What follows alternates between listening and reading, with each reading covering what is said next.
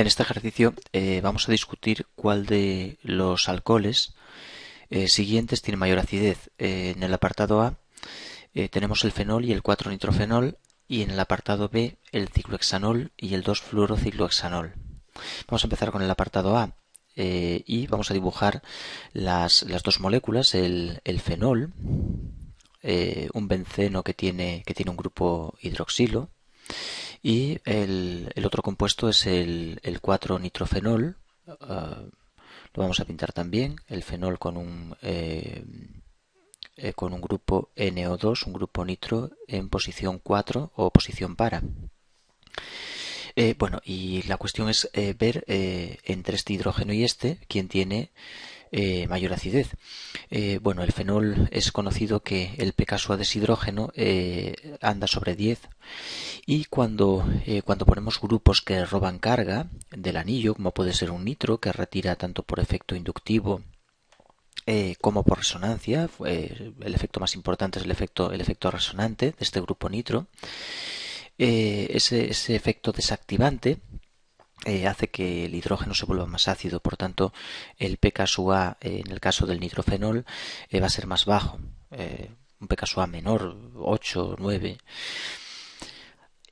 ¿Cómo lo podemos discutir? Pues para ello conviene dibujar las bases conjugadas de ambos ácidos. Por ejemplo, dibujamos el fenóxido fenolato, base del fenol, y vemos cómo se estabiliza la carga, cómo se deslocaliza la carga desde el oxígeno, se va deslocalizando por los diferentes carbonos del anillo. Son estructuras de poco peso en general, porque se rompe la aromaticidad y además la carga pasa desde un oxígeno hacia un carbono que la soporta bastante mal. Pero la presencia de estas estructuras estabiliza la base conjugada de forma importante, porque bueno, podemos comparar el fenol con un alcohol, como por ejemplo el etanol. El etanol tiene 16 de pKa y el fenol baja a 10. Por tanto, esa disminución importante del pKa se debe a estas estructuras que voy dibujando que estabilizan la base.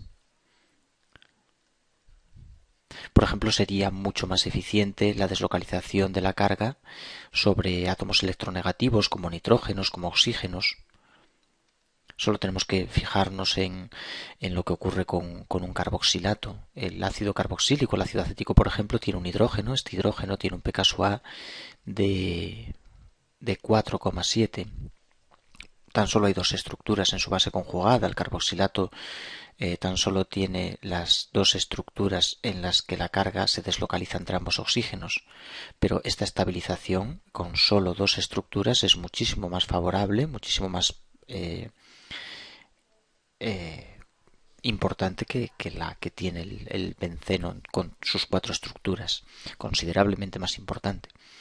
Bien, pero ¿qué ocurre en el caso del nitrofenolato? Pues en el caso del nitrofenolato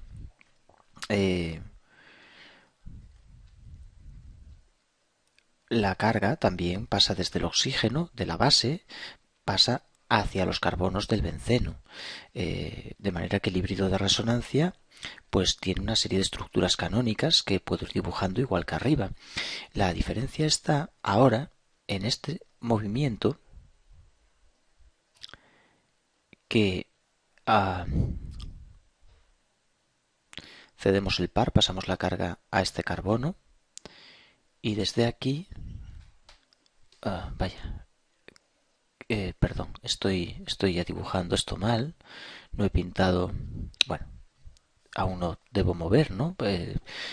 Tengo aquí el par, pero tengo aquí un doble enlace y aquí otro, ¿no?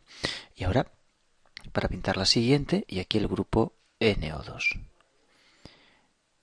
Y ahora la carga pasa a la posición para respecto al oxígeno.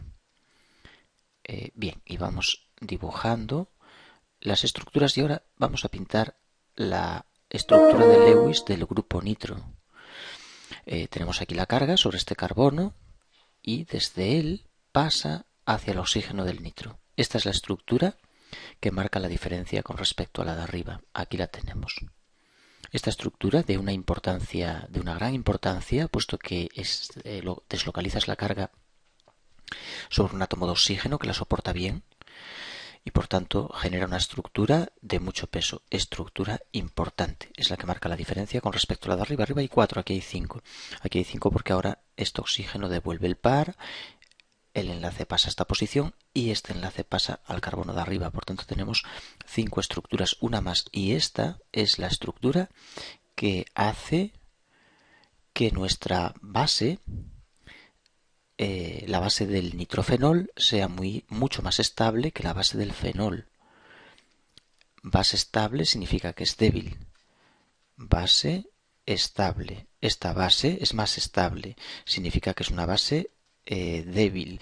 Y una base débil que implica un ácido fuerte, un ácido fuerte. Por tanto, el paranitrofenol es mucho más ácido que el fenol, debido a la estabilización de la base conjugada por el nitro. Bien, nos queda un segundo apartado, que es el ciclohexanol frente al 2-fluorociclohexanol. Ahora mismo lo dibujamos y este es más simple, no tiene tanta historia. Vamos a dibujar el ciclohexanol y el 2-fluorociclohexanol.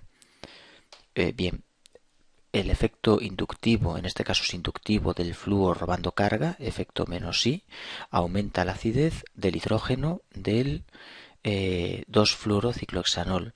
En el caso del ciclohexanol, pues este hidrógeno tendrá un pKa pues del orden de 16 y pico, entre 16 y 17, sobre 17 más bien.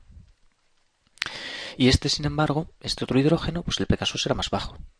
No sé exactamente, pero a lo mejor 15 o 16 es más bajo el pKa. ¿Por qué? Por el efecto inductivo del flúor. ¿Cómo se explica? Bueno, pues simplemente es una cuestión de la estabilidad de las bases. De nuevo, tenemos la base del ciclohexanol, el alcóxido, ¿no? Y tenemos la base del 2-fluorociclohexanol, de manera que el flúor, por efecto inductivo, efecto menos I, retira carga y disminuye la densidad electrónica del oxígeno. Esa disminución de la densidad electrónica lo convierte en menos básico, ataca peor al protón. Ponemos aquí un protón y este oxígeno con mucha más densidad de carga en torno a él atacará mucho más fácilmente al protón que este otro, que tiene una densidad de carga mucho menor. Por tanto, esta es una base más débil que la de arriba, debido a que la carga del oxígeno se estabiliza por el efecto inductivo del flúor. Base débil, pues tiene asociado un ácido fuerte. El flúor ciclohexanol es más ácido que el ciclohexanol.